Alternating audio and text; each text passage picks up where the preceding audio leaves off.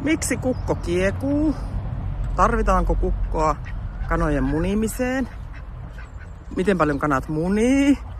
Muniiko ne pelkillä ruoantähteillä vai tarviiko ne jotain muuta ruokaa? Näihin ja ihan hirveän moniin muihin kysymyksiin me vastataan sahakanan kanssa.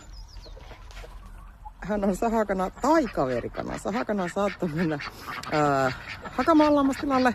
Ja tämä on sitten hänen siskonsa, lähti muihin puhuihin. Hirveän tuommoisia sosiaalisia uteliaita. Sahakana sai nimensä siitä, kun meillä sirkkelöitiin semmoisella käsisirkkelillä, mistä se niin putkesta tulee sitten se leikkaus sahanpuru. Niin sahakana meni koko ajan sinne putkeen, niin mitä täällä on? Ja mitä täällä on? En näe, kun tulee sahanpurua.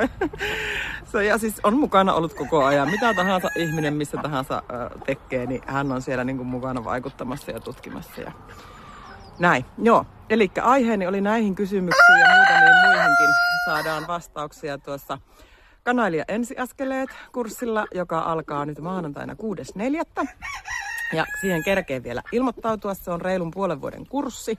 Tulee kerran 2 kuukaudessa tulee semmoisia lukupaketteja tai näitä videoita ja sitten aina siitä aiheesta pidetään myös Teams-palaveria ja voi lähettää kysymyksiä ja selvitellään niin kuin niitä.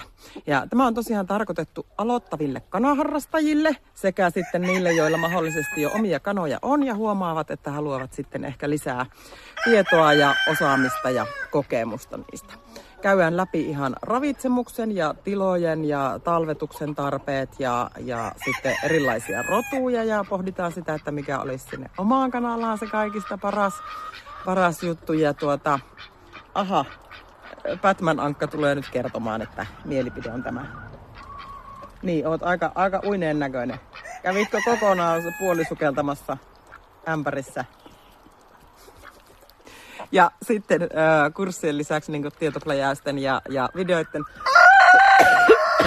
lisäksi kuuluu tilatapaaminen ja on joka kurssille järjestänyt niitä keväällä ja syksyllä, että sitten ne, jotka eivät sinne keväälle ole päässeet aikataulujen takia mukaan, niin pääsevät sitten syksyllä käymään.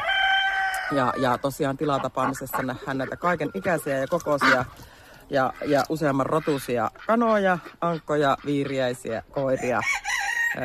Kesäkuussa myös karvakani, eli Angora Janis, ja Angorakani on siis se oikea nimi, mutta rakkaalla lapsella tiedätte kyllä.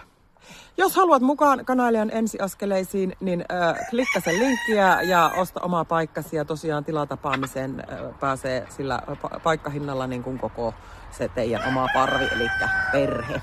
Ja mielellään otankin niin kuin tilatapaamisiin vähintäänkin niin kuin mukaan sen, joka sitten siellä rakentelee. Ja myös sitten, jos on lapsityövoimaa, niin heillekin on opetusta siinä tilapäivässä kerrakseen.